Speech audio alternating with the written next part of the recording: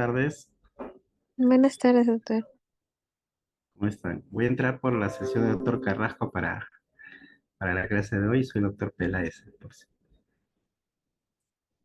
Hoy día vamos a desarrollar vasculitis. Ha habido un cambio en la programación. Denme un segundito para cargar la presentación.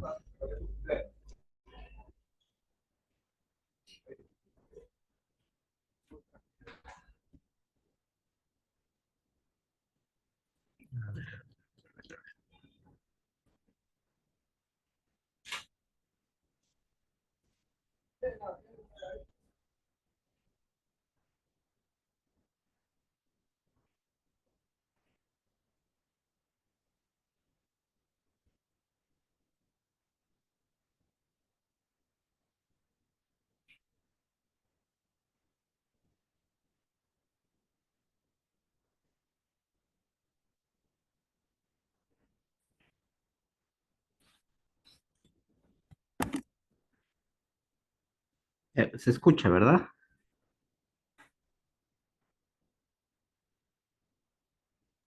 Sí, doctor. Ya. A ver, el tema que vamos a tratar el día de hoy es acerca de vasculitis. Es un grupo amplio de entidades que tienen características clínicas que permite hacerlas o diferenciarlas, ¿no? Y agruparlas en unas entidades que comparten pues características clínicas, anatomopatológicas, pero también son muy diversas y muy diferentes en su forma de producir el daño. De ahí que en el tiempo ha habido diferentes intentos por clasificarla. Lo común que tienen las vasculitis es que sea el mecanismo que uno puede estar evaluando, va a haber inflamación de la pared de los vasos. Entonces la inflamación va a depender, perdón, la clínica va a depender mucho entonces del vaso que esté afectado. Si el vaso es vena, arteria, capilar y la localización o órgano que esté afectando, vamos a tener una manifestación clínica diversa. Desde cuadros benignos localizados a un órgano hasta las formas sistémicas que son las que tienen pues un pronóstico de mayor gravedad. Si tratan de ustedes agrupar a las vasculitis, es poco diverso porque varía de acuerdo a la población que estén evaluando. Los datos van a variar de acuerdo a la localidad. En general, uno puede aceptar que las vasculitis son enfermedades de prevalencia e incidencia poco frecuente. Son más de otras latitudes, principalmente las vasculitis primarias, las asociadas a ANCA, las de vasos grandes son de otras latitudes, aunque tenemos también algún reporte de vasculitis que predominan en raza mestiza y raza asiática, pero en general se acepta que es menos frecuente acá, ¿no? Y por eso vemos diferentes incidencias. Entonces va a variar de acuerdo al grupo etario, la etnia, sexo, localidad y también algo importante, el sistema de clasificación utilizado. Cada cierto tiempo se revisan los sistemas de clasificación de estas enfermedades y se van variando los criterios, ¿no? De solo clínicos a incluir pruebas de laboratorio o estudios de anatomía patológica hacen que los sistemas de clasificación varíen en el tiempo. Entonces, eso va a variar también mi incidencia y prevalencia de esta enfermedad. Si tenemos el ejemplo de vasculitis que pueden estar relacionadas a determinado grupo etario.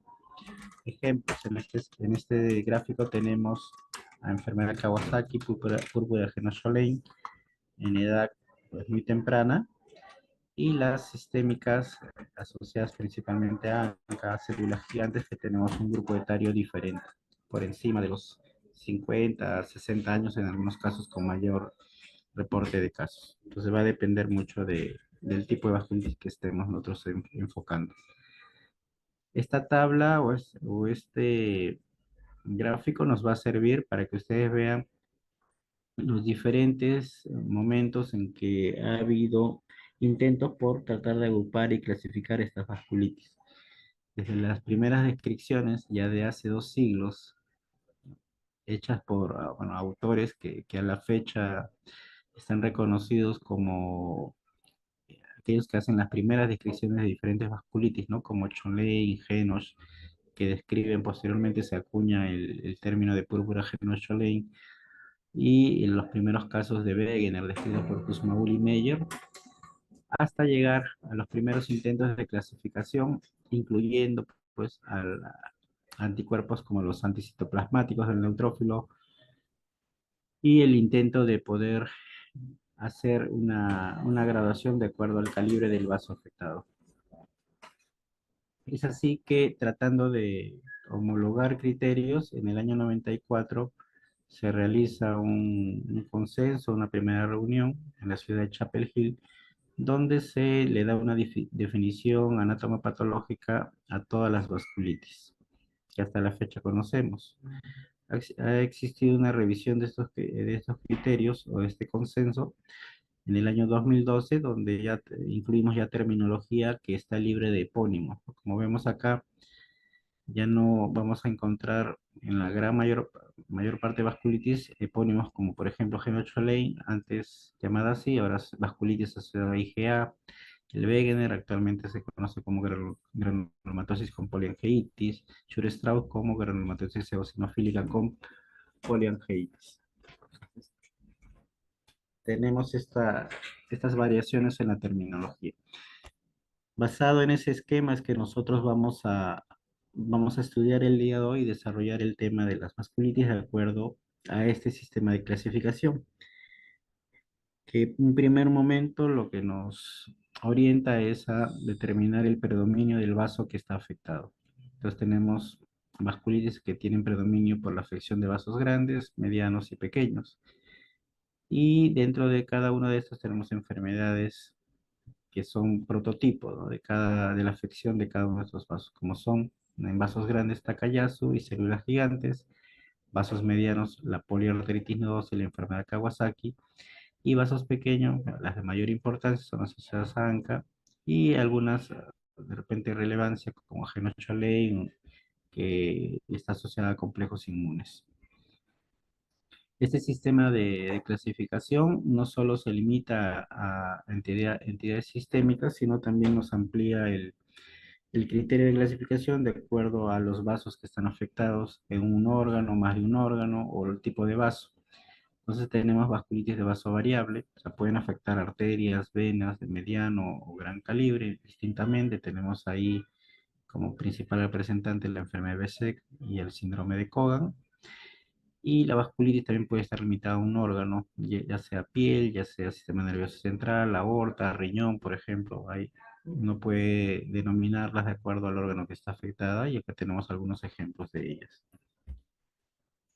Las enfermedades sistémicas, principalmente las inflamatorias y la difusión del tejido conectivo, también dentro de sus manifestaciones pueden dar afección vascular. Entonces tenemos las asociadas a ese tipo de enfermedades, por ejemplo, lupus, artritis reumatoide, algunas donde se ha encontrado una relación directa con algún agente, en la mayor parte de casos, infecciones o fármacos. Tenemos pues la asociada hepatitis C, la forma crioglobulinémica, asociada a hepatitis B, sífilis, por ejemplo, asociadas a complejos, formación de complejos inmunes o asociadas a ANCA en el caso de algunas drogas, y también las asociadas a neoplasias, ¿no? Donde teóricamente, si tú tratas al agente etiológico, el proceso de inflamación vascular debería ceder. Es más o menos el por qué se agruparían de esta manera. Ahora, todo lo que hemos mencionado anteriormente está muy en relación al término o el concepto de clasificación. Recuerden que cuando nosotros hacemos o buscamos diagnóstico de estas enfermedades, tenemos que tener una base teórica en relación a la clínica, el conocer la evolución de estas enfermedades, y a partir de ahí tratar de ver qué elemento me puede servir para mejorar mi diagnóstico. Hay enfermedades que solo requieren clínica, pero hay otras que requieren de apoyo de pruebas auxiliares, que en algunos casos son pruebas de laboratorio y en otros casos principalmente o imágenes o histología. Entonces, todos los criterios que existen hasta la fecha no tienen la intención de ser diagnóstico, sino de clasificar pacientes para poder ser usados principalmente en estudios de investigación.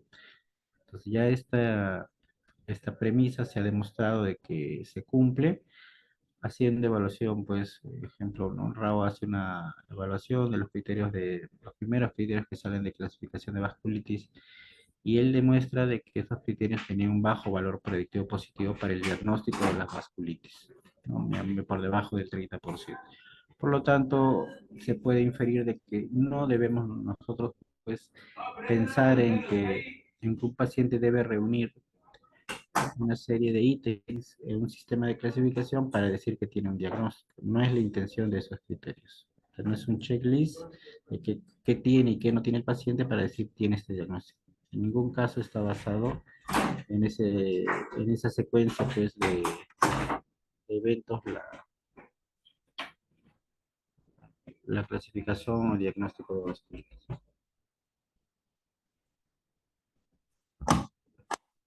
Acá les, acá les presento un gráfico que va a representar de manera más clara el, o los diferentes mecanismos por el cual se puede dañar el vaso. Y van a ver que ustedes incluso algunas vasculitis tienen más de un mecanismo de daño para producir el daño, ¿no? El ejemplo más claro, la granulomatosis con poliangiitis. El término te ayuda a pensar en formación de granulomas, o sea, reacciones de tipo 4, ¿no? En este caso, de hipersensibilidad de tipo 4, pero ustedes también van a ver a medida que avancemos la teoría que uno de los mecanismos de daño está relacionado a la formación de ANCA, esa formación de anticuerpos relacionados a, a fijar un antígeno del citoplasma del neutrófilo. Y eso está más en relación, pues, a reacciones de tipo 2, ¿no? Entonces vemos cómo una enfermedad puede tener diferentes mecanismos de daño. En general se acepta de que existen diferentes tipos de respuestas inmunológicas para cada tipo de vasculitis y a veces más de un tipo de respuesta inmune en algunas de ellas. Entonces hay que tener en claro este concepto. Entonces, si los sistemas de clasificación solo tienen principal valor para incluir pacientes, homogenizar pacientes para estudios, si tienen diferentes mecanismos fisiopatológicos, entonces, ¿cómo hacemos el diagnóstico? Entonces, la respuesta está en entender de que todas las vasculitis tienen en común que en una fase inicial hay una respuesta inflamatoria sistémica, ¿no? Mediadores como interleuquina 1, 6 y TNF-alfa son los que predominan en esa respuesta inicial. La clínica que tendrá el paciente será muy inespecífica, que puede ir desde fiebre, mialgias, artralgias, hiporexia, astenia, pérdida de peso, ¿no? Todo eso se puede ver. Y en una fase posterior, o a veces también desde inicio de enfermedad, vamos a poder recién ver los cambios en relación a la afección del vaso. Entonces el vaso puede producir un daño de todas las capas de la pared del vaso y por lo tanto se rompe el vaso y produce síntomas relacionados a hemorragia, o puede haber principalmente pues un aumento de la celularidad, ya sea a nivel endotelial, capa muscular, y ocluir el vaso y dejar pues como hallazgo principal síntomas relacionados a la isquemia. Entonces los síntomas están relacionados a hemorragia o isquemia. Dependiendo del órgano, dependiendo del tamaño del vaso, ustedes van a tener ya una manifestación evidente en el contexto de un paciente que tiene un síndrome de respuesta inflamatoria sistémica. Y eso es lo que se va a cumplir para todas las vasculitis. Es lo que me puede ayudar a sospechar de una vasculitis. Entonces vamos a tratar de ir viendo algunos síntomas y signos específicos a cada una de las entidades para tener mayor probabilidad. Ah, no, esto se parece más a una u otra vasculitis. Empezamos por vasculitis de grandes vasos. Tenemos estas dos entidades como las más representativas. También a la arteritis de células gigantes se le conoce como enfermedad o arteritis de Horton porque fue el primero que describe esta enfermedad. Y vemos en este dibujo, pues tenemos la representación más importante para poder aproximarse al diagnóstico, ¿no? Alteraciones en la morfología de la arteria temporal. Ahora, ¿cómo es que vamos a hacer nosotros la introducción a este tema. Vamos a tratar de coger elementos de algunos criterios de clasificación porque nos van a brindar un panorama de aproximación al diagnóstico y van a ver que si esos criterios son usados con fines de investigación, nosotros podemos sacar alguna información importante debido a que me presentan datos numéricos y estadísticas que me dan una sensibilidad alta para acercarse al diagnóstico de esta enfermedad. Entonces, Chapel-Hill lo describe como una arteritis granulomatosa de la aorta y sus principales ramas. Entonces, ya con este dato, ustedes pueden entender la clínica de esta enfermedad. Es una enfermedad que le gusta la aorta o que afecta previamente la aorta y sus principales ramas. Si vemos la otra vasculitis de vasos grandes, que es el Takayasu, dice lo mismo, pero el diferencial es que hay predilección por las ramas extracraneales de la arteria carótida. Ese es el principal diferencial. Ramas extracraneales. Dentro de todas estas tenemos pues a la arteria temporal. De ahí viene la denominación que tiene esta vasculitis y también viene el por qué podemos pues tener nosotros mayor aproximación al diagnóstico. ¿Qué otro punto importante nos dice esos criterios? La edad. Miren, el punto de corte nos está hablando de una paciente ya de edad, pues por encima de los 50, edad relativamente avanzada, ¿no? Ahora, en la vida real, en realidad son de mayor edad los pacientes, por 65 años para arriba en general. Y otro dato importante es su asociación con un síndrome, que ahí lo vamos a describir, que es el síndrome de polimialgia reumática. Entonces, tres datos importantes. Primero, localización. Aorta y ramas principales, pero con predilección de ramas extracraneales de la carótida, ¿no? Ejemplo, temporal.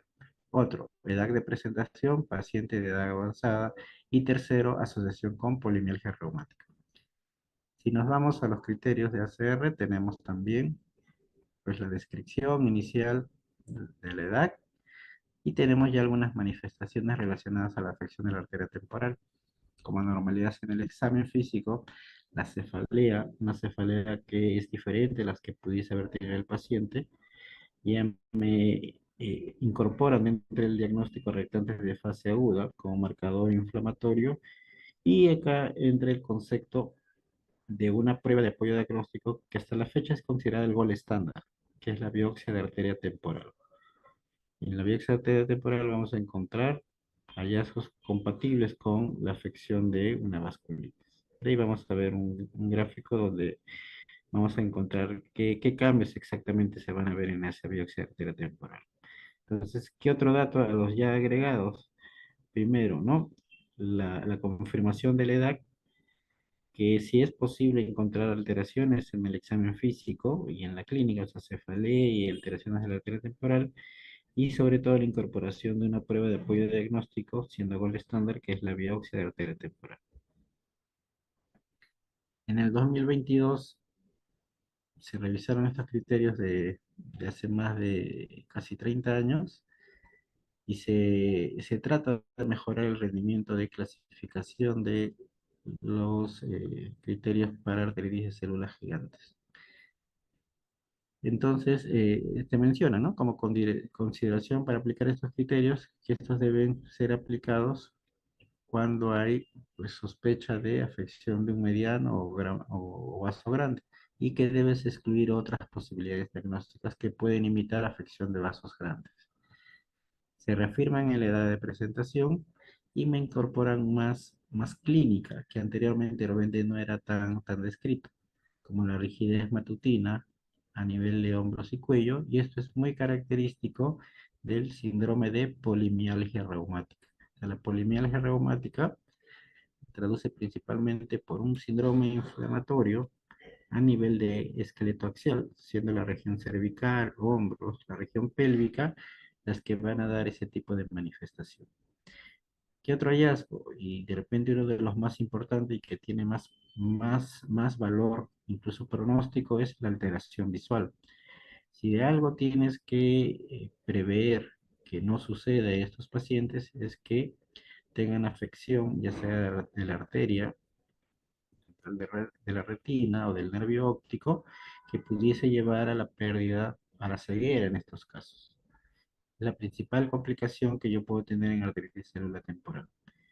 Claudicación mandibular y de lengua está descrito también, pérdida de la fuerza en otras palabras, la masticación se podría ver afectada, el habla se podría ver afectada en estos pacientes, la cefalea reforzándose como de características diferentes a las que puede haber tenido el paciente, o cefalea de novo en estos pacientes, también otro punto importante, sensibilidad en el cuero cabelludo y alteraciones en el examen físico de la arteria temporal.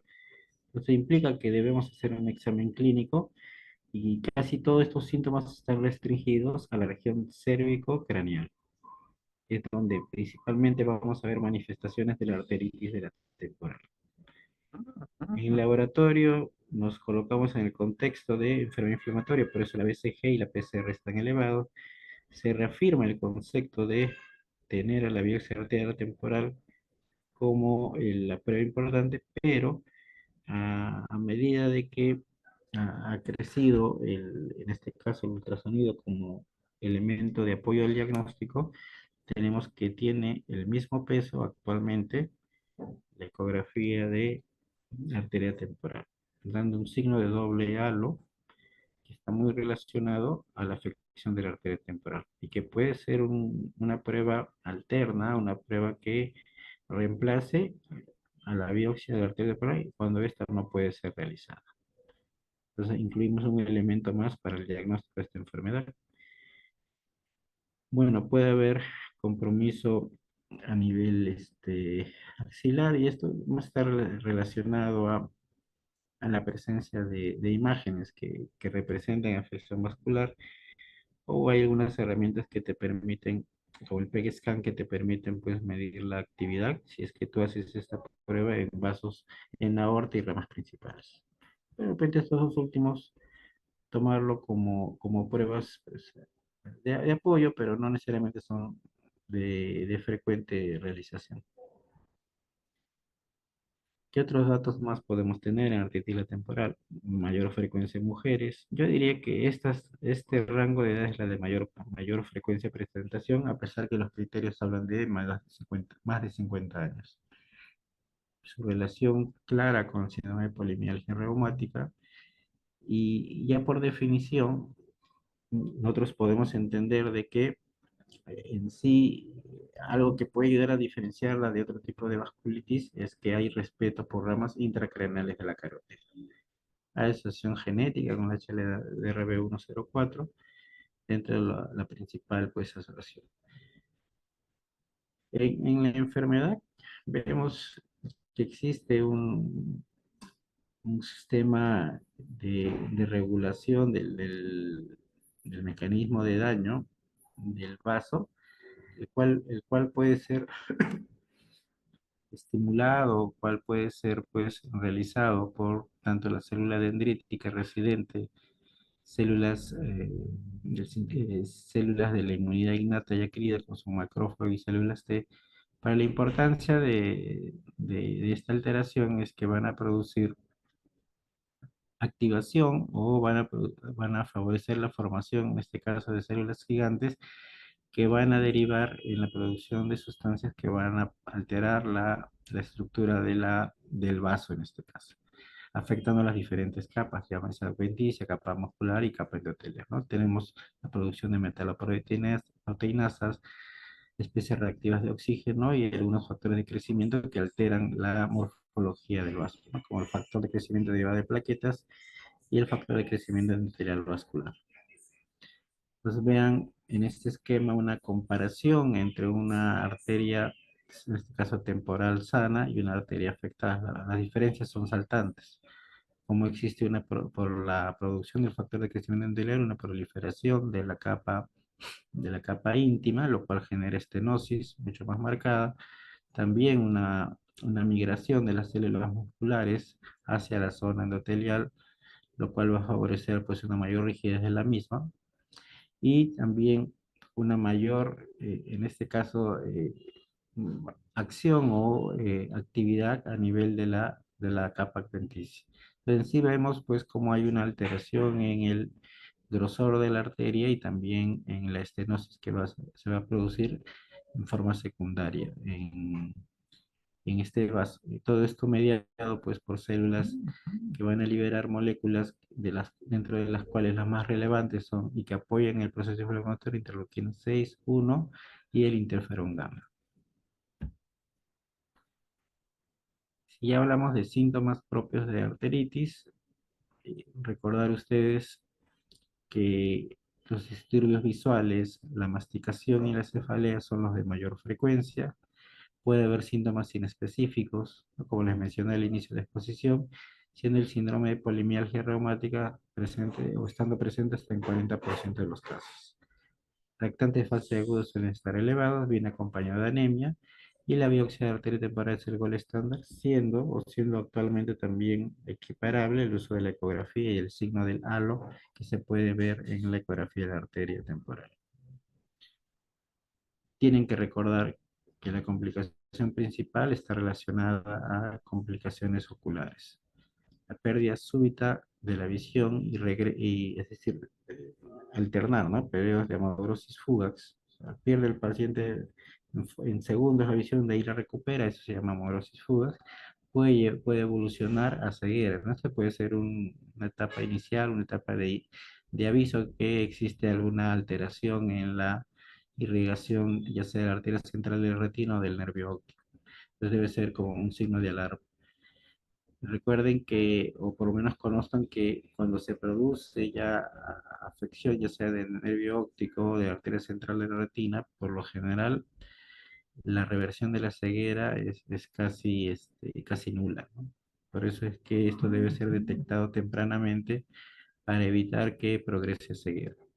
Los defectos de campos visuales pueden ser también un signo que puede ser referido por el paciente en etapas tempranas de afección del componente oftalmológico. Bueno, arteritis de Takayasu tenemos al doctor Mikito Takayasu, que es el que describe, el oftalmólogo que describe, en realidad él describió alteraciones en retina, pero había la coincidencia que estos pacientes tenían pulsos disminuidos a nivel braquial. Posteriormente se vio que estos casos correlacionaban con una enfermedad que producía estenosis de la arteria subclavia. Esta arteriografía nos está representando uno de los hallazgos de mayor frecuencia en la arteritis de Takayasu, que es la estenosis de la arteria subclavia, lo cual va a llevar a la alteración de los pulsos. Por eso esta enfermedad también se llama enfermedad de los pulsos disminuidos. ¿Qué nos dice Chapel Hill? Nos dice lo mismo que nos dijo en la anterior vasculitis. Es una inflamación granulomatosa de la aorta y sus ramas principales. Ahora, podemos hacer el diferencial que esta afecta a las otras ramas de la aorta que no se ven afectadas en la temporal. El otro punto importante es la edad de presentación. Yo diría, si bien es cierto, acá mencionan 50 años, yo diría que lo que dice ASR es más cierto, menos de 40 años. El rango de edad que es mucho más bajo en esta enfermedad. Entonces, un paciente joven con síntomas de afección de ramas de la aorta, piensen en Takayasu antes que pensar en células gigantes. Al ser la subclavia la más afectada, entendemos por qué los criterios incluían síntomas relacionados a la afección de la subclavia. La ubicación de miembros, pulsos braquiales disminuidos, una presión diferente entre ambos miembros, ¿no? Porque si estaba afectado en un lado, obviamente va a tener una presión diferente del lado derecho al lado izquierdo de los miembros superiores. La estenosis origina disturbio del flujo, por lo tanto la presencia de soplos, y en este caso el gol estándar, debido a que la aorta, incluyendo sus ramas, pues tóraco-abdominales son de difícil acceso y no pueden ser biopsiadas, es la imagen, en este caso la arteriografía, la que es el gol estándar para el diagnóstico, ¿no? La imagen que habíamos visto en la diapositiva anterior. También hay un intento en el 2022 para mejorar los sistemas de clasificación de esta enfermedad y nos dan pues algunos criterios que no necesariamente uno puede estar 100% de acuerdo, pero es lo que existe para clasificar a estos pacientes. Lo que le mencioné al inicio, que estos criterios son temporalmente revisados y lo que ahora, por ejemplo, antes era 40 años, ahora te dicen 60 años, ¿no? ¿Qué pasó? ¿Acaso los pacientes con Takayasu envejecieron? No, simplemente el buscar algunos ítems que mejoren pues, la especificidad del diagnóstico nada más.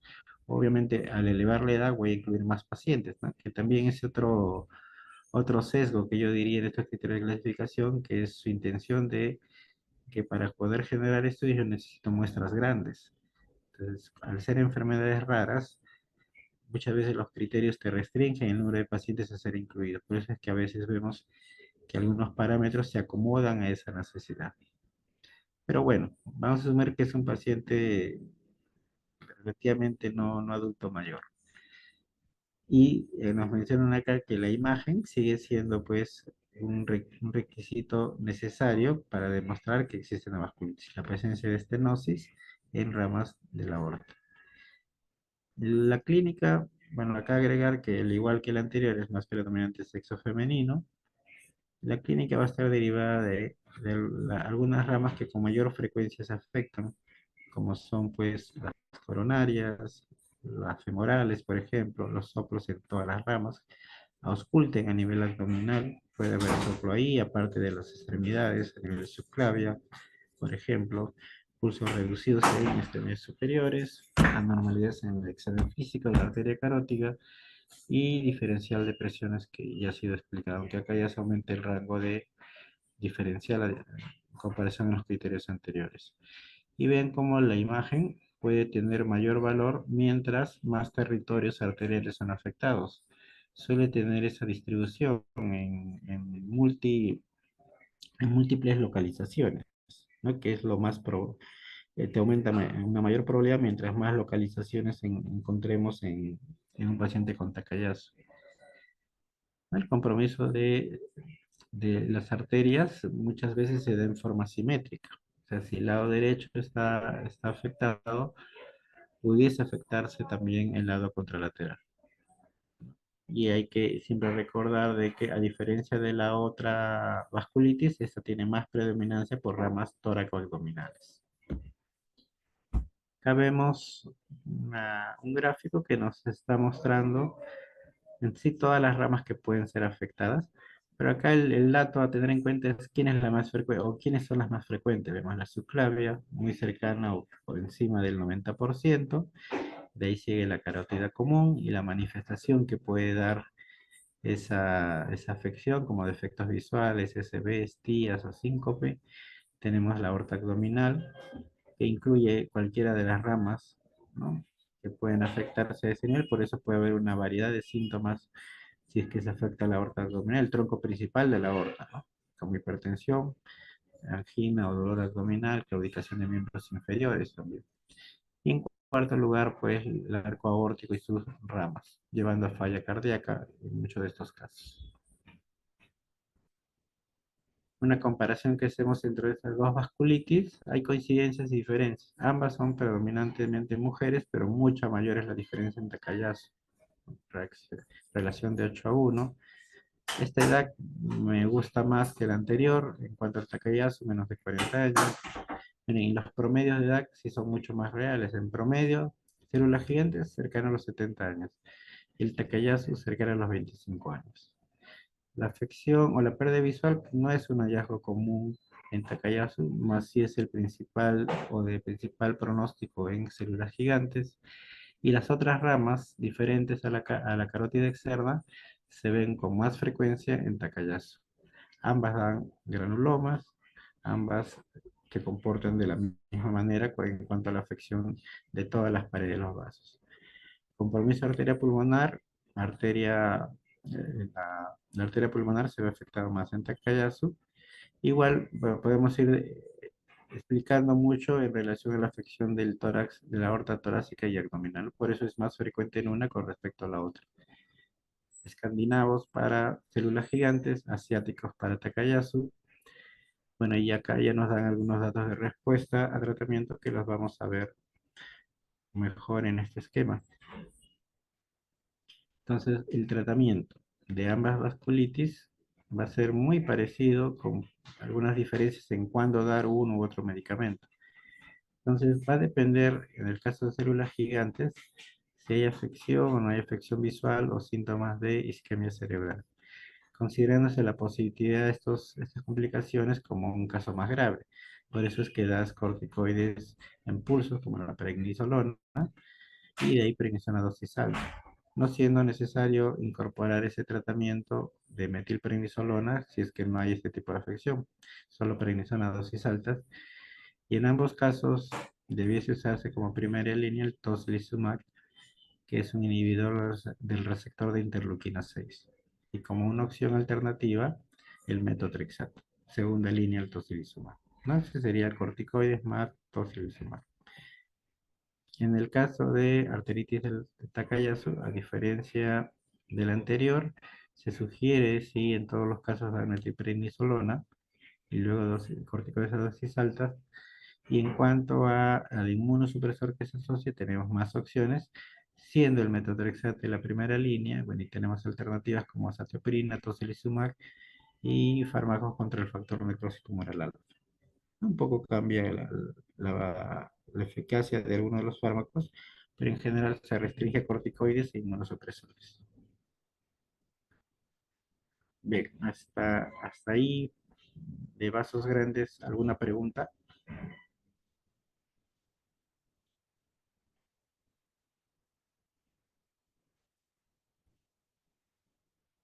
Si tienen preguntas para poder avanzar con vasos medianos, porque ya las otras vasculitis tienen de repente algunos datos diferentes. Mejor mencionarlos ahora si es que tienen alguna duda.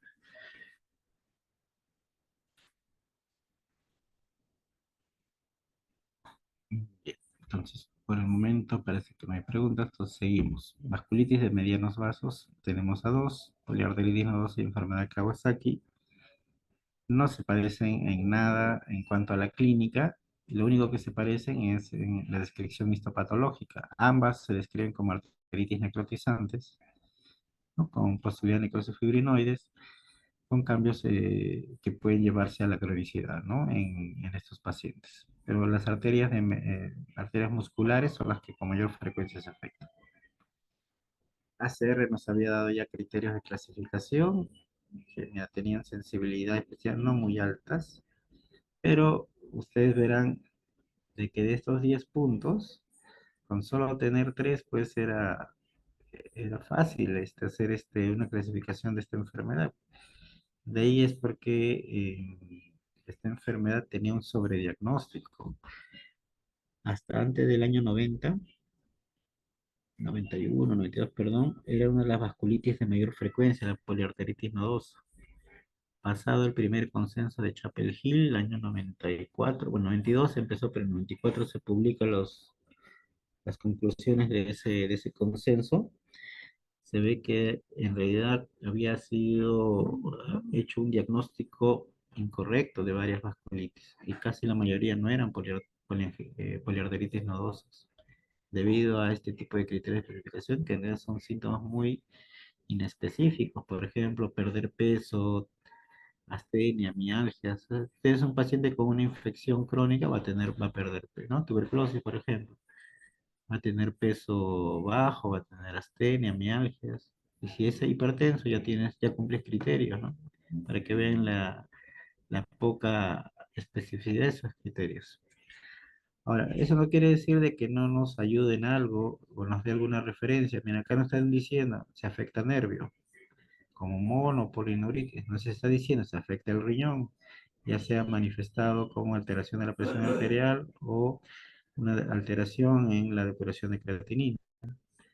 Nos está informando de que bueno, tienes dos alternativas para diagnóstico, o la imagen o la histología. Y bueno, en ese entonces, cuando la vacunación por hepatitis B no era tan alta como lo que se hace hoy en día, ¿no? Estando actualmente en el esquema de vacunación, pues había una mayor posibilidad de encontrar poliarteritis nodosa relacionada a la hepatitis B, ¿no? Que es un principal factor pues, etiológico asociado a este tipo de vasculitis.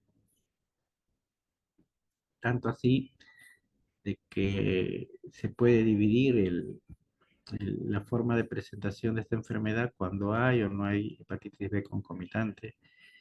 pudiendo el paciente desarrollar tanto la posibilidad de aneurismas o estenosis, ¿no? Porque afecta en sí también todas las capas de las arterias musculares, llevando también a proliferación de la íntima, engrosamiento de la media y también una fragilidad alimenticia. Por eso es que podemos ver aneurismas o podemos ver estenosis en estos pacientes en relación a la presencia de complejos inmunológicos, en este caso contra el virus de hepatitis B, ¿no? Principalmente el antígeno de superficie.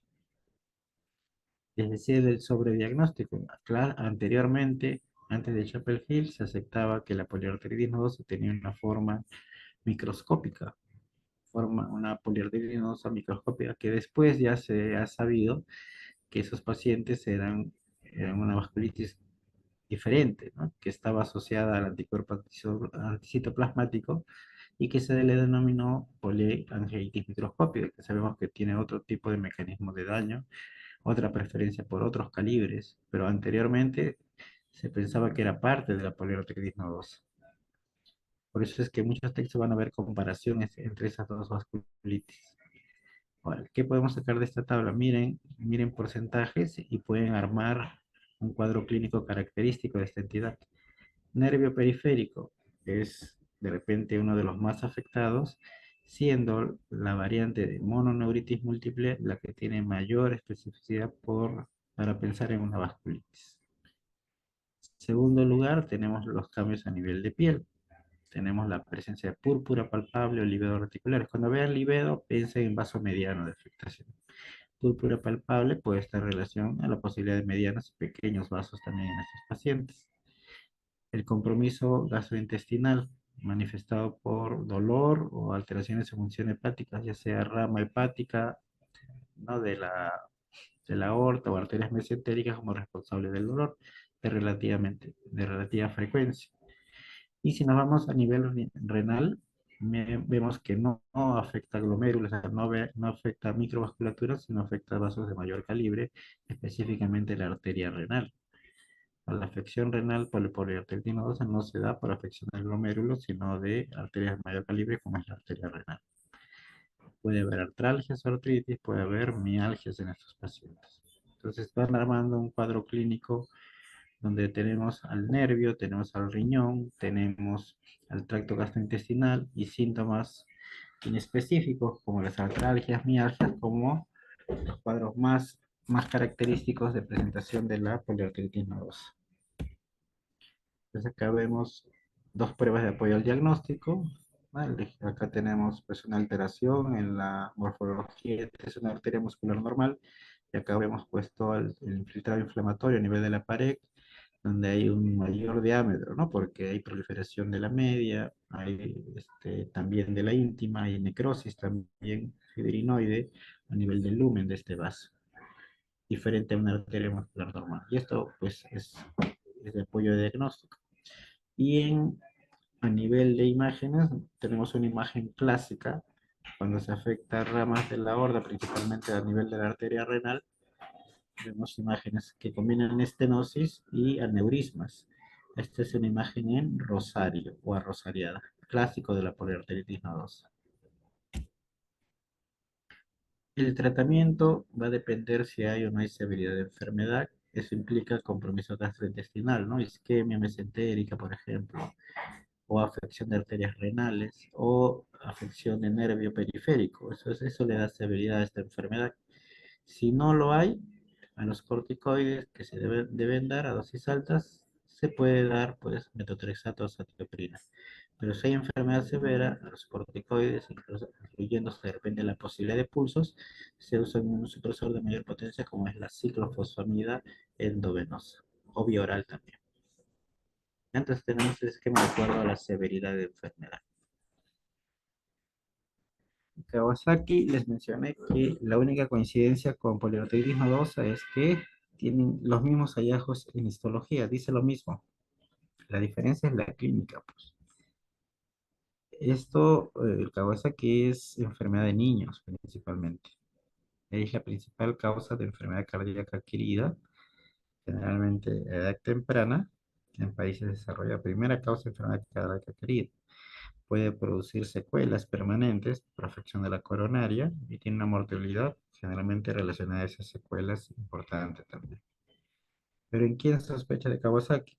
Acá la comparación son con enfermedades que dan fiebre y rash, ¿no? Fiebre, mira, de no muy larga duración, alteraciones en mucosas, ya sea la conjuntiva, ya sea mucosa oral, la piel, ¿no? Edema o descamación a nivel periungual, eritema palmoplantar, un exantema que puede tener una configuración diferente en todo el tronco y extremidades y la presencia de ganglios.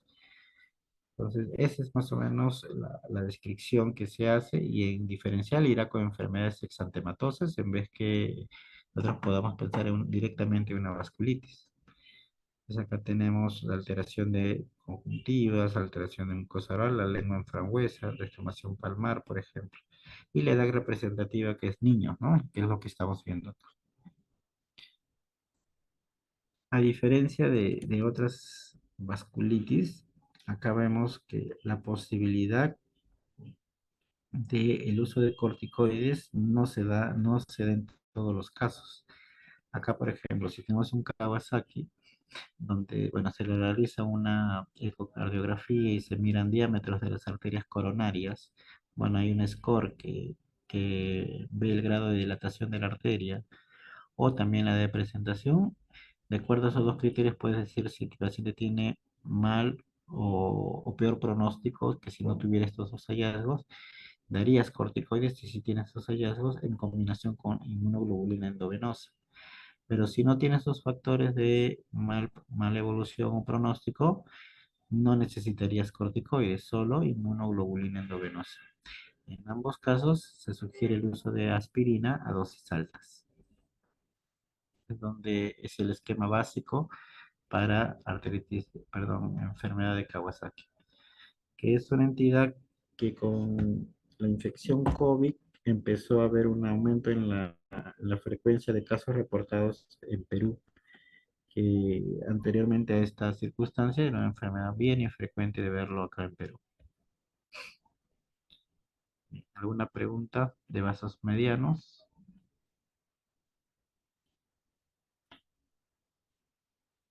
Ujú. Bueno, preguntas no hay. Nos pasamos de repente al último grupo de vasculitis. Tenemos a las vasculitis de vasos pequeños asociados a ANCA y mediadas por complejos inmunes. El doctor Jacob Charles y la doctora Strauss, ambos en diferencia de meses, describen una misma enfermedad. Por eso se llamaba el síndrome, la enfermedad de Chor-Strauss. Y Friedrich Wegener, que fue, bueno, un médico de la guerra, ¿no? De la Segunda Guerra Mundial, experimentación en población judía, hace que actualmente ya se haya dejado de usar su epónimo como la descripción de la vasculitis que, bueno, durante mucho tiempo se ha denominado de esa manera, ¿no? Como granulomatosis de Wegener. Chapel Hill, en todas las vasculitis ANCA me describen que es una vasculitis aguda, necrotizante, que afecta a vasos pequeños, ¿no? Capilares, vénulas, arteriolas. La predominancia por los glomérulos es un diferencial de esta enfermedad. Se conoce como pausinmunes porque hay poco depósito de complejos inmunológicos, por eso es que tiene esa denominación. Y en el caso de dos de ellas, como la granulomatosis con poliangiitis y la eosinofílica, bueno, se puede ver granulomas, el mismo nombre lo dice. Ya que vemos pues una confluencia de dos mecanismos de daño, donde a partir de una noxa, generalmente infecciosa, este es el ejemplo de un Wegener, por ejemplo, ¿no? Porque el Staphylococcus aureus tiene esa asociación con la enfermedad. Vemos como hay reconocimiento de antígeno, presentación del mismo a una clona de tipo TH17. Saben que la TH17 produce o se encarga de liberar IL-17 y IL-23, cual tiene un efecto, ¿no?, principalmente direccionado a la activación futura del neutrófilo, ¿no? Es más o menos la vía que sigue esta ruta TH17, acá, previa también participación del macrófago. Y a partir de la activación y la expresión de receptores a nivel del citoplasma del neutrófilo, es que se van a producir anticuerpos contra ese blanco, que puede ser, en las más conocidas son proteínas A3 y mieloperoxidasa. Pero por otro lado, también la célula presentadora puede dirigir su señal hacia la expansión o la formación de familias celulares de tipo TH1, TH2, que van a dirigir una expansión del linfocito T en otro camino, que van a favorecer la formación de granulomas, que son los dos hallazgos principales: acción del neutrófilo y la presencia de granulomas que van a producir el daño del endotelio vascular. Asociadas a ANCA. Entonces el ANCA debe tener importancia. Esto ya lo habíamos visto en la clase anterior de laboratorio, donde vemos que por ELISA pueden detectarse ANCAs contra la proteína A3 y mieloperoxidasa, y cada una de estas tiene mayor asociación con uno de los tres tipos de vasculitis. Entonces, la granulomatosis con poliangiitis, también llamada Wegener, se asocia más al PR3, y la poliangiitis microscópica y la eosinofílicas con poliangiitis se asocia más a la ANCA mieloperoxidasa. Miren, ACR nos daba algunos datos para clasificarlos, pero acá lo importante es ver que el paciente tiene contexto de alergia, pacientes con asma, eosinofilia, y que en la evolución pueden afectar nervio, pulmón, por ejemplo, vía respiratoria superior también. Y por ahí tú podías encontrar en este contexto un paciente que empieza a hacer pues glomerulonefritis, que de repente tiene hemorragia alveolar, acercarte al diagnóstico de vasculitis de Church-Strauss. En Wegener nos hablan pues siempre de la secuencia de daño a nivel de vía respiratoria superior, posteriormente la inferior y a nivel renal, siendo esta triada de órganos la que caracteriza a esta enfermedad, ¿no? Encontrando alguna herramienta de diagnóstico como es la biopsia, por ejemplo. Y la poliangiitis empieza a ser descrita a partir del año 94, porque antes del 94 no existía esta enfermedad. Se pensaba que era la poliangiitis microscópica, ¿no? Que era una enfermedad que era parte de la poliartritis. Por eso es que no hay criterios de clasificación de poliangiitis microscópica, de ACR, por lo menos al inicio no había. Simplemente nos limitamos a Wegener y Church-Strauss. Bien, acá tenemos una tabla que nos representa todas las manifestaciones que podemos ver en Wegener de vía respiratoria superior. Entonces tenemos la sinusitis como una de las más frecuentes, la alteración por daño del tabique nasal, da una deformación en silla de montar. A nivel otológico, ya sea por afección de la parte mecánica o parte neurosensorial, puede haber pérdida de la audición en ambos casos. La estenosis glótica también es un síntoma que puede complicar a estos pacientes. Puede haber úlceras orales que perforan el paladar, que perforan estructuras que forman el techo de la boca. A nivel pulmonar, bueno, la característica diferencial con respecto a todas las otras vasculitis es la presencia de nódulos. Es una enfermedad que puede formar nódulos a nivel pulmonar que tienden a cavitar. Pero todas estas enfermedades pueden dar tos, hemoptisis, derrame pleural, por ejemplo, infiltrados a nivel del parénquima, infiltrados alveolares, debido a que afectan los capilares pulmonares. Y el compromiso renal también está descrito con alta frecuencia en esta enfermedad. Pero bueno, ya igual en el año 2022, como ven, varias de estas tablas son de ese año. El grupo de estudio vasculitis publicó pues todos sus hallazgos en relación a generar nuevos criterios de clasificación, donde nos describen con mayor detalle el compromiso nasal, ¿no? El sangrado nasal, las úlceras, congestión, alteraciones en la morfología del septo nasal, compromiso de cartílago, también podrá haber cartílago nasal, el naringio, por ejemplo, y de zonas más profundas como son los bronquios también puede encontrarse, y alteraciones auditivas. Entonces tenemos cada una de estas tiene un peso importante. La inclusión del ANCA como criterio de clasificación, los nódulos, miren, con tendencia a la cavitación es importante para el Wegener, en una etiología puede demostrarse la presencia de granuloma, en la poca formación de complejos inmunes a nivel renal, ¿no? La presencia de nuevo pues, de los ANCAS, pero en relación al MPO. Recuerde de que no es lo más frecuente, por eso puede dar un punto en contra, alejarse un poquito del diagnóstico, y la eosinofilia, que es más propio del Schurenstaus, le da también un contexto de mucha más o menor posibilidad de tener el diagnóstico. Entonces, hay puntos que pueden considerar a favor y puntos que en contra para acercarse al diagnóstico de Wegener. En cambio, microscópica, perdón, la polingitis microscópica es una enfermedad que tiene como principal forma de manifestación, como ven acá, la posibilidad de dar síndrome pulmón-riñón, tanto afección pulmonar como afección renal, ¿no? En el contexto de tener positividad de ANCA, principalmente MPO. No suele haber afección de vía respiratoria superior en la polingitis microscópica, ¿ya? No suele haber PR3, es principalmente MPO, y obviamente la eosinofilia también le da alejarse de ese diagnóstico. Entonces recuerden, síndrome pulmón-riñón, la afección de este tipo, ¿no? Una glomerulonefritis, la presencia de un infiltrado intersticial en los pacientes con esta enfermedad configuran el síndrome pulmón-riñón. Y en la granulomatosis eosinofílica también te puede afectar vía respiratoria superior, ¿no? La poliposis nasal, en este caso asma estaríamos hablando.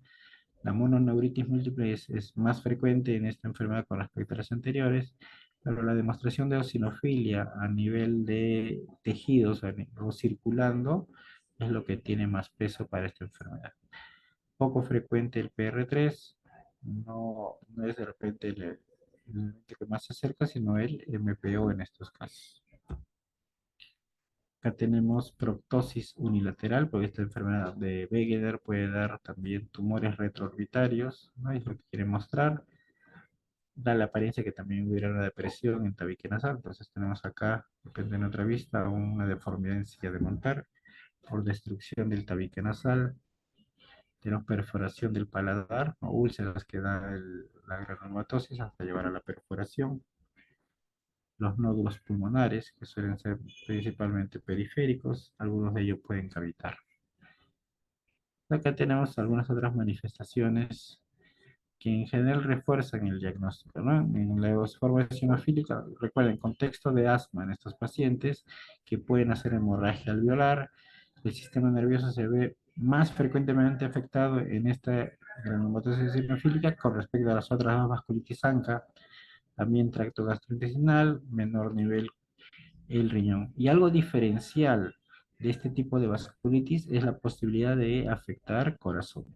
Las otras tienen rareza en la afectación del corazón, ya sea endocardio o miocardio, se ve mucho más frecuente en granulomatosis eosinofílica con poliangitis con respecto a las anteriores. Bueno, y la presencia de eosinofilia periférica tiene valor y la positividad del ANCA-MPO.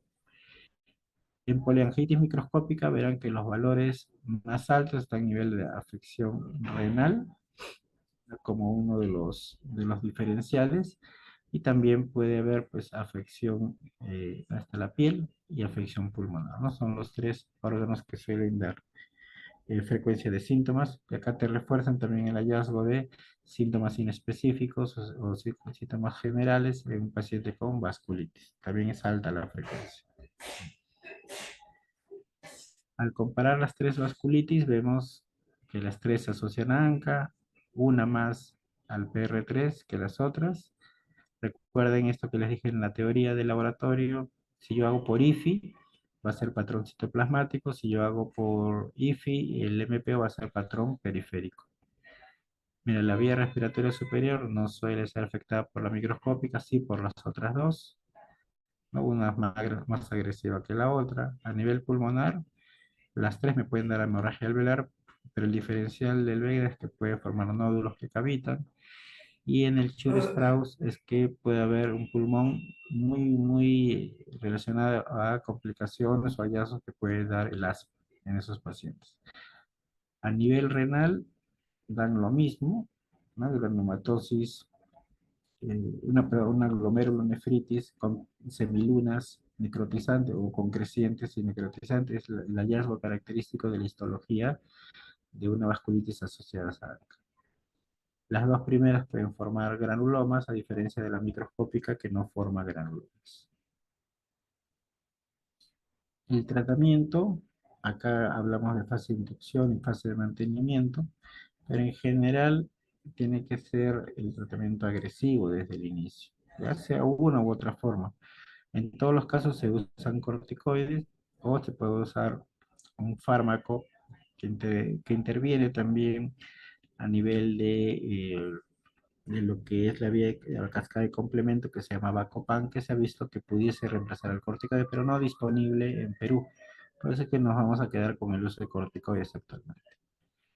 Si existe un compromiso severo de la enfermedad, los limitamos a solo dos opciones, como rituximab y ciclofosfamida. Ejemplo, pues un paciente que tiene una hemorragia alveolar.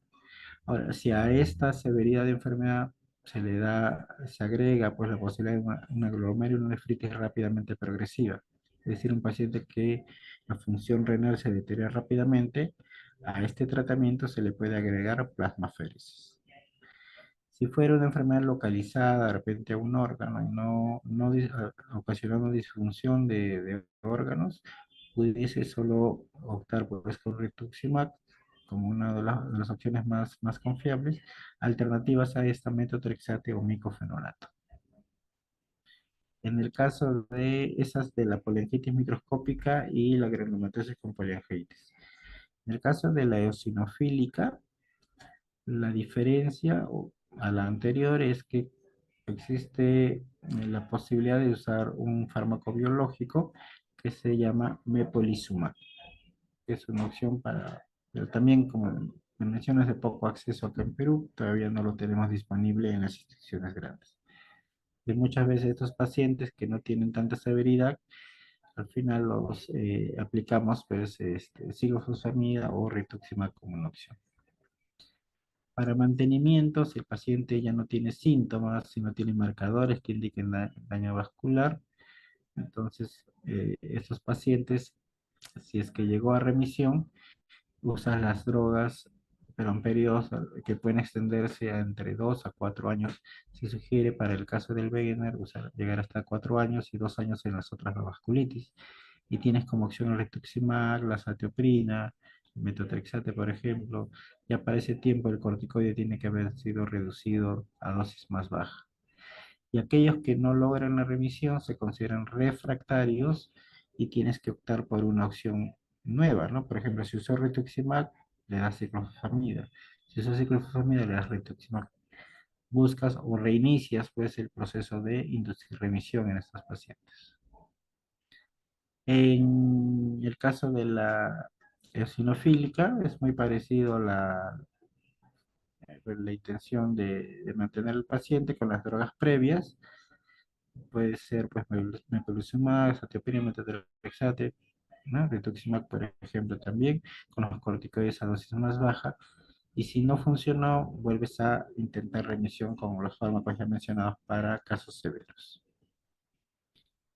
Bueno, acá hay una tabla de cómo el corticoide, en un intento de repente, que un tiempo breve, el paciente ya esté con dosis baja de corticoide y no en forma prolongada, ¿no? Hace mucho tiempo se le daba dosis altas y a veces para reducir la dosis se tardaba uno más de un mes para empezar por ejemplo, aquel que empezaba con 50, en un mes bajaba a 40, en otro mes bajaba a 30, 20, entonces a veces llegaba a los 6 meses recién en 10 o 5 miligramos. Actualmente solo se sugiere la primera semana dosis alta y de ahí tener dosis pues ya medias de la droga, entonces en un lapso más o menos de 3 meses, ya no 6 meses, el paciente debería estar con una dosis relativamente baja de corticoides. Y existen diferentes vías que pueden ser o participar en el daño de estos vasos y existen pues diferentes fármacos que están propuestos para ser investigados y poder pues incorporarlos en el arsenal terapéutico. Bueno, y finalmente lo único que podría decirles es que cuando tengan un paciente con sospecha de vasculitis, tienen que pensar en el diferencial, hacer el ejercicio de buscar otras causas. Entonces piensen si es una condición que puede imitar una vasculitis, ¿no? Hay imitadores de vasculitis de vasos grandes, medianos y pequeños. Si ya demostraron que es una vasculitis, busquen la causa, ¿no? Puede ser alguna enfermedad, droga, neoplasias, por ejemplo. Si ya saben que es una vasculitis primaria, busquen qué tanto ha afectado al sujeto la vasculitis, pues. Si solo se limita a un órgano, dos, tres, cuatro órganos, ¿no? Siempre busquen una herramienta para confirmación de diagnóstico, en algunos casos será imágenes o histología o pruebas de laboratorio como el ANCA, y al final ya le puedes dar un nombre y apellido a esta vasculitis, ya teniendo toda esa información. Entonces, condiciones que imitan vasculitis son infecciones, bueno, la trombosis puede simular, ¿no? Si ves un trombo en un dedo, el dedo se necrosa y puede plantear uno que es una vasculitis, pero pudiese haber sido un trombo. Displasia fibromuscular, el Raynaud, por ejemplo, también. Y acá hay un ejemplo de un paciente de 48 años de edad que no se sentía bien, tenía púrpuras en miembros inferiores, infartos digitales en las uñas, laboratorio compatible con síndrome de respuesta inflamatoria, ¿no? BCG, PCR, leucocitosis de repente. Radiografía de tórax muestra lesiones cavitadas en pulmón derecho. Una biopsia de piel muestra vasculitis leucocitoplástica. Entonces todo apunta a una vasculitis, ¿verdad? Vasos pequeños, nódulos pulmonares, hasta puede ser que es Wegener incluso. Entonces, paciente le dan corticoides y no mejora, empeora todavía. El paciente vuelve a la emergencia con mayor distrés respiratorio, le hacen cultivos, un ecocardiograma y encuentran que el paciente tiene vegetaciones, ¿no? Y tenía un cultivo positivo de estafilococo, se trataba de una endocarditis que estaba lanzando ébolos sépticos, ¿no? A nivel pulmonar, por eso los infartos digitales también, y la respuesta, por eso falló al uso de corticoides, un paciente con una endocarditis infecciosa. Causas secundarias, enfermedades sistémicas que te pueden dar vasculitis deben ser excluidas, infecciones, neoplasias y fármacos. Entonces acá hay una serie de exámenes que pueden apoyarte a buscar esas causas secundarias. Obviamente en el contexto clínico, pues, ¿no? Un paciente que no tiene clínica, por ejemplo, para Sjögren, o sea, ni siquiera tiene ojo y boca seca, no le voy a pedir pruebas para buscar Sjögren, o sea, tiene que haber clínica para cada enfermedad que yo sospeche como responsable de causas secundarias. La extensión de vasculitis debe siempre ser buscada. A veces me quedo que aunque afecta un órgano, pero de repente son más órganos los afectados. Y acá hay otro ejemplo, ¿no? Un varón de 62, mujer, perdón, de 62 años de edad, fue al otorrinolaringólogo con descarga nasal, epistaxis, antecedentes de sinusitis recurrente, un ANCA citoplasmático positivo con PR3 positivo. Diagnóstico, Wegener, ¿no? Hasta ahí no hay duda. Una biopsia de mucosa nasal reporta vasculitis necrotizante, o sea, compatible con Wegener. Entonces, si yo me limito a esta manifestación, el paciente con una forma localizada y puedo haberle dado de repente un tratamiento más conservador, de repente no tengo rituximab, le doy metotrexate, por eso es una forma localizada. Pero lo evalúa el reumatólogo, le hace más estudios y ve que tenía pues nódulos pulmonares, tenía alteraciones en sedimento urinario, entonces era una forma más compleja, más severa. Ese paciente sí o sí necesitaba rituximab o ciclofosfonida como una opción, aparte de los corticoides. En este caso le dieron metotrexato y ciclofosfonida. Entonces, la extensión de enfermedad debe ser evaluado de acuerdo a los órganos que suele afectar la vasculitis. Recuerden cuando la biopsia tiene indicación, cuando el estudio vascular, que puede ser angiografía, angioresonancia, angiotomografía, puede ser estudios de imágenes, también, perdón, de laboratorio, ¿no? Como el ANCA, por ejemplo. Y en base a eso ya tienes casi hecho el diagnóstico, que tienes que darle el nombre y apellido. Si es una vasculitis, por ejemplo, de vaso mediano, dos puntos, poliarteritis nodosa. No es una vasculitis de vasos pequeños, dos puntos, poliangiitis microscópica. No es lo ideal. Y para eso tienes diferentes herramientas. Bien, hasta ahí era la clase del día de hoy. No sé si tienen alguna pregunta.